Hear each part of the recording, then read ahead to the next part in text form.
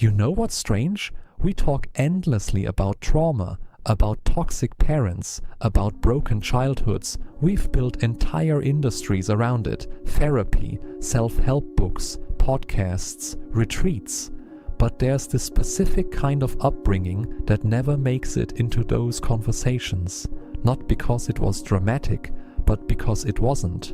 No shouting, no chaos, no obvious wound you could point to and say, that's where it happened.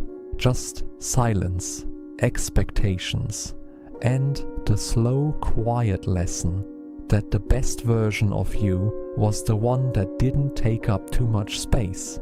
If you grew up being told, not with words, but with sighs, with looks, with the way people talked over you, that your feelings were inconvenient, that your needs were a burden, this video is for you.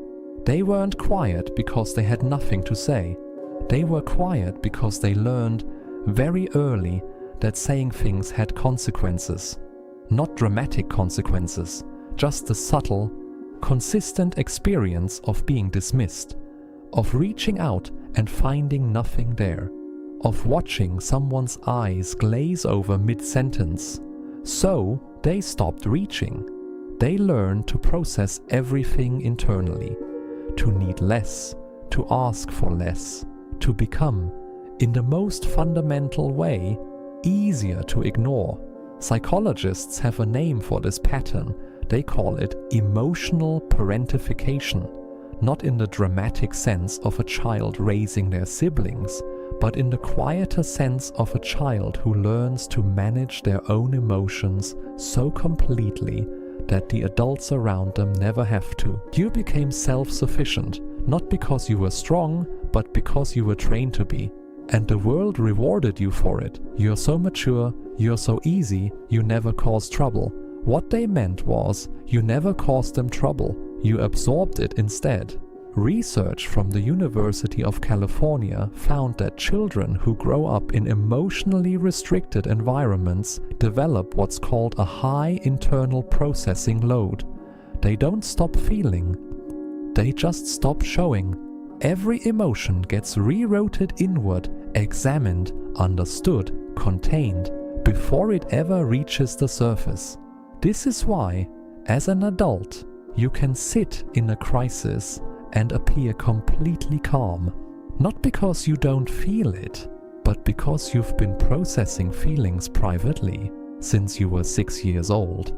And this is why, in a therapy session or a difficult conversation, when someone finally asks, "How are you really doing?" you sometimes genuinely don't know how to answer. Not because you're shut down, but because the gap between what you feel and what you're able to say out loud has been widening for 20 years.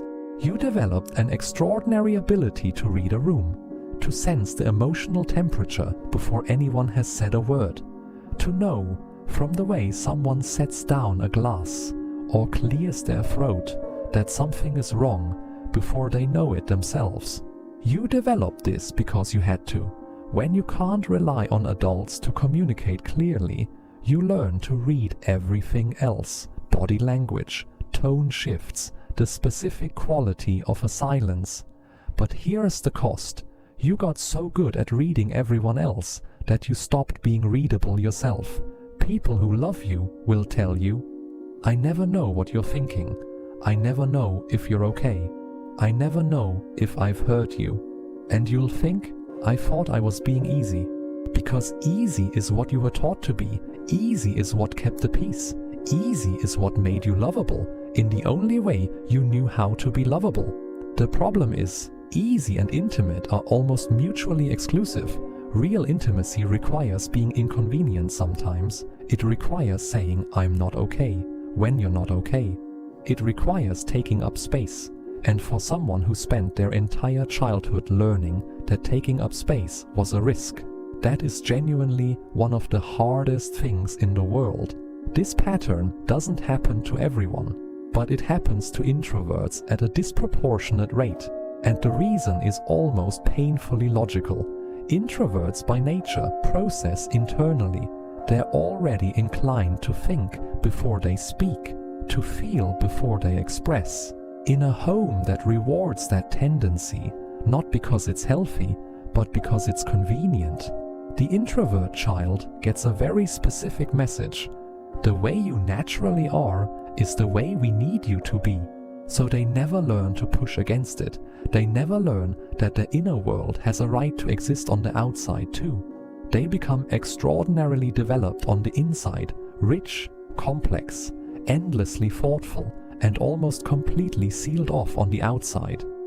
And then they grow up and enter a world that keeps rewarding them for exactly this. For being low maintenance, for not needing things, for being the person who handles it. While the part of them that actually needs, that actually hurts, sits quietly in a room with the door closed, exactly where it always learned to go. But here's what's fascinating. Despite all of this, the self-sufficiency you built is real. The perceptiveness you developed is real.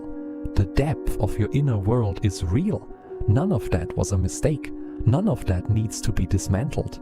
But there's a difference between choosing not to need things and believing you're not allowed to. There's a difference between preferring solitude and hiding in it. There's a difference between being calm in a crisis and never letting yourself not be calm. The work, and it is work, slow, quiet work, is learning to tell the difference. Learning which parts of you are genuinely yours, and which parts were built to make a childhood survivable because you were not raised to be invisible, because you deserve to be invisible. You were raised that way because the adults around you were doing the best they could with what they had, which wasn't always enough, which left gaps, which you filled quietly, efficiently, without complaint, because that's what you did. That's what you've always done. So, who is this person? The one who notices everything and says little, who would rather disappear than inconvenience someone, who can hold a room's emotions without anyone knowing they're doing it, who has spent so long being easy that they've almost forgotten they're allowed to be difficult.